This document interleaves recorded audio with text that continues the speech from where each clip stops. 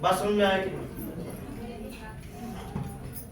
कोशिश करिए, अच्छा चाहिए, इतनी अच्छाई अपने रग में भर लीजिए ना, इतनी अच्छाई भर लीजिए कि बुराई की जगह ही ना बचे, तो समाएगा कहां से? इतना भर लीजिए, ये रातों रात नहीं होगा, एक बैग होगा।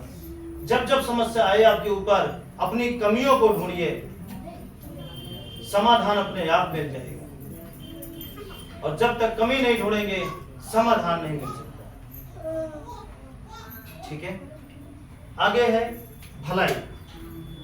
भलाई वो उस तरीके की नहीं करनी जिस तरीके से अब तक करते आए हैं कि नेकी करोगे तो बदी मिलेगी, नेकी करोगे तो बदी मिलेगी। क्योंकि पिताजी ने भी बहुत सारे लोगों की भलाई की, उनको बाद में गाली मिली थी। ठीक है, बाद में गाली मिली थी, तो तरीका गलत था। क्या था? भलाई करने का तरीका गलत था, इसलिए ऐसा हुआ। आपको भी नेकी किए होंगे तो बदी मिली होगी, जिसकी भलाई किए होंगे बुराई जरूर किया होगा आपका, ऐसा हुआ होगा। हम सबको नहीं कह रहे कि ऐसा क्यों सब करते हैं, लेकिन ज्यादातर ऐसा हुआ होगा आपके जीवन में। ठीक है, तो अब क्या करना है? भलाई करने का मतलब यह है कि हम भलाई कर दें और भूल जाएं। भलाई करने के बाद उम्मीद न रखें कि हमें आपसे आपके भलाई का फल हमें चाहिए, बस वो भलाई आपके खून में होनी चाहिए। बस आदत ही नहीं बनाना, खून में अपने डालना है, उसे भलाई का इंजेक्शन डालना है। डाल सकते हैं? नहीं समझ रहे? उसे कर करके एक दिन आएगा कि वो आपके खून में मिल जाएगा। इस तरीके की भलाई आपको करनी है।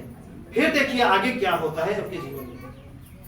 अच्छाई छोड़ो, बुराई कभी भी नहीं हो सकता, कभी नहीं हो सकता। अगर आंधी तूफान कभी आया, जैसे गेहूं है, उसी तरीके से कठिनाई आपके जीवन में आएगी। किस तरीके से? बता दें। एक बार बताए थे कहानी, एक बार फिर बता दें। ठीक है, अब आप देखते होंगे कि ज्यादातर खेती में बारिश तब होती है जब फसल तैयार होती है। फसल तैयार होने पर कभी बारिश हो जाएगी, है ना, कभी तूफान आ जाएगा, कभी कुछ हो जाएगा, कभी कुछ है। तो एक किसान थे, इसी तरह उनके खेत में होता था। वो भगवान से बहुत नाराज हो गए, प्रकृति से बहुत ज्यादा नाराज हो गए। कहे कि नहीं, हम जब तैयार करते हैं तभी। तो बोले कि काम करिए, हम वो शक्ति तुमको दे देते हैं, अपनी मर्जी से जब चाहिएगा बारिश करवाइएगा, जब चाहिएगा सूखा पड़वाइएगा, अपनी मर्जी से। ठीक है, तो बोले हाँ ठीक है, तब तो बहुत अच्छा, हमारी फसल हमेशा अच्छी रहेगी। अब वो शक्ति ले करके बढ़िया से खेत बोना था, तो बढ़िया बारिश करा दिए।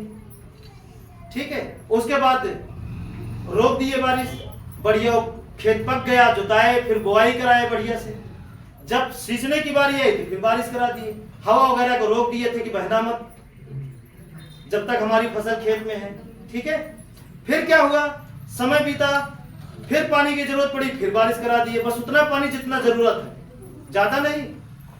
फिर उसके बाद समय बीता, फिर और फसल इतनी अच्छी हुई, इतनी अच्छी कि हर साल इतनी बड़ी होती थी, उस साल इतनी बड़ी फसल। आराम से वो फुर्सत से काटे, बारिश को रोक करके काट के लेकर गए घर पे। जब उसमें फसल और कूड़ा को अलग किए तो उसमें दाना नहीं था, सिर्फ वही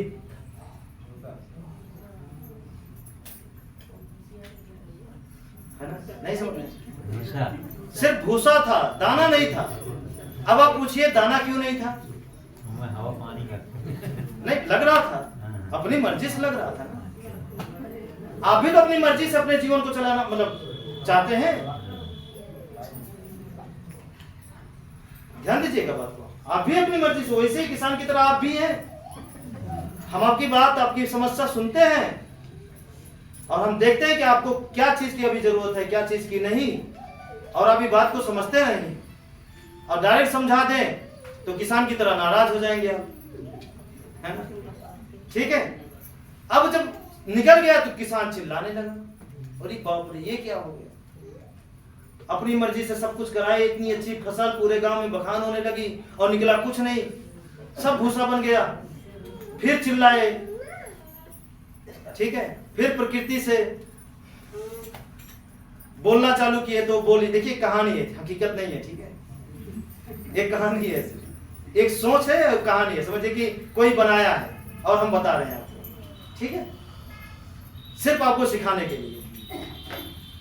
अब वो चिल्लाने लगे, फिर ये कैसे हो गया, अपनी मर्जी से सारा कुछ।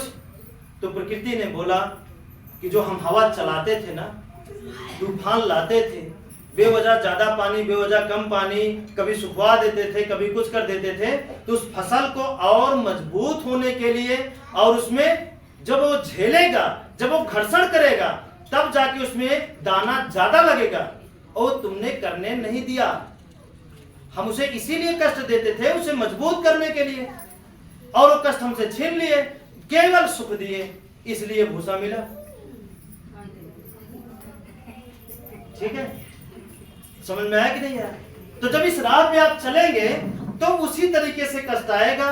तो जब आएगा तो आपको आएगा तो एक सीढ़ी बढ़ाने के लिए, ना कि रुलाने के लिए, ना कि झुकाने के लिए। और उस तरीके का कष्ट जरूर स्वीकार करिएगा। उस तरीके का हमें हमारे पास रोज आता है।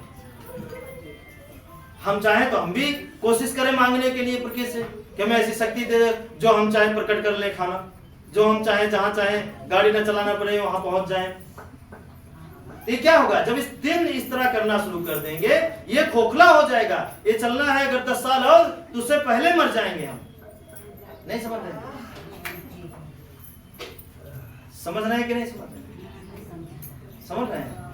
इसलिए उस जो भी कष्ट आएगा, जब पूरा आप इस मार्ग पे चलेंगे, तो आपको मजबूत करने के लिए, आपको और फलदार बनाने के लिए, आपको और सेहतमंद बनाने के लिए कष्ट आएगा, ना कि आपको इस तरीके का कष्ट आएगा, है ना। कंगाल भी, जान भी, जहान भी, सब कुछ, धन भी, जन भी, सब इस तरीके का, बस आपको मजबूत करना। तो ठीक नहीं रहेगा। अगर पूरा कष्ट आपके जीवन से निकल जाए तो जीवन जीने में मजा क्या है? हर जगह फूले मिले तो कांटे से बचने का जरूरत क्या है ना। कहीं कहीं वो गाढ़ा रहना चाहिए ना, ताकि आप अंधे ना हो जाएं देख के चले। ठीक है, समझ में आ रहा है ना? ठीक है। अब इस राह पे जो लोग चल रहे हैं वो सभी लोग थोड़ा सा आए और नए लोगों को बताएं। आज नए लोग भी काफी 3-4 लोग